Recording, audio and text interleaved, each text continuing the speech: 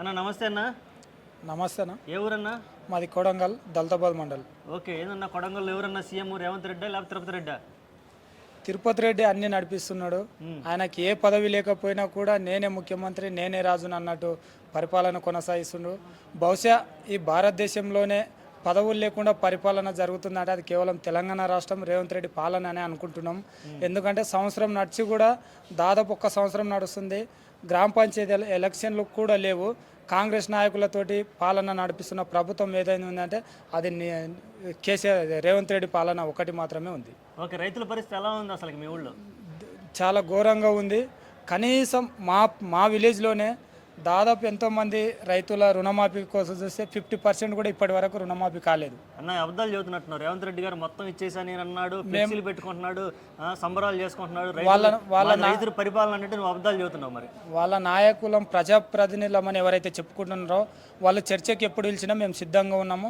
ఎంతమందికి రుణమాఫీ అయింది, ఎంతమంది కాలేదు, ఎంతమంది చనిపోయినరు, మేము ఆధారాలతోటి చర్చకి సిద్ధం. నిన్న రేవంత్ రెడ్డి గారు రైతు భరోసా డబ్బులు వేసిన టిక్ టిక్ సౌండ్కి హైదరాబాద్లో భయపడ్డారు జనాలు. మేము ఇప్పటికి అదే టైం చూస్తున్నాం, ఎప్పుడు 12 అవుతుందా ఇంకా రాలేదు అని చూస్తున్నాం. 2 దాటిపోయింది. మరి ఈ 12 లేకపోతే మళ్ళీ అర్ధరాత్రి 12 అని ఎదురు చూస్తూ ఉన్నాం. ఇది డబ్బులు అయితే రాలేదంట, ఇప్పటి వరకు రాలేదు. అదేంది సభ సాక్షిగా సీఎం గారు మీకు ఆ మాట ఇచ్చాడుగా.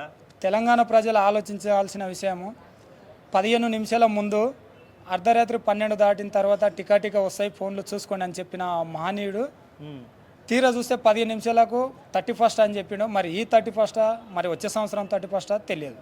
ఓకే, ఇక మిగిలిన పరిస్థితి ఎట్లా ఉంది అసలుకి? రైతు భరోసా రాలేదు, సన్న బియ్యానికి ఏమైనా భరోసా వచ్చిందా? మా దగ్గర అయితే ఇప్పటివరకు అయితే మా విలేజ్లో ఎవరికి రాలేదు. యావత్ తెలంగాణలోనే ఒట్టి మాటల పాలన నడుస్తుంది తప్ప ప్రజలకు మేలు జరిగే పాలన అయితే ఎక్కడ లేదు. మరి 4 హామీలు పెట్టాను, రేషన్ కార్డులు ఇస్తాను అది అన్నాడు కదా, వాటి పరిస్థితి? అది కేవలం కాగితాలకు పరిమితమే. మీరు చూసినట్టయితే నిన్న రేవంత్ రెడ్డి అందించిన హామీ పత్రంలో చివరికి సంతకం కూడా లేదు దాని కింద. అంటే కేవలం సంతకం లేని పాలన ఏది నడుస్తుంది అంటే రేవంత్ రెడ్డి పాలన మాత్రమే. దీన్ని ఎవరు ప్రజలు హర్షిస్తలేరు. వ్యతిరేకత మొదలైంది సంవత్సరానికే, రానున్న రోజుల్లో పూర్తి వ్యతిరేకత నడుస్తుంది.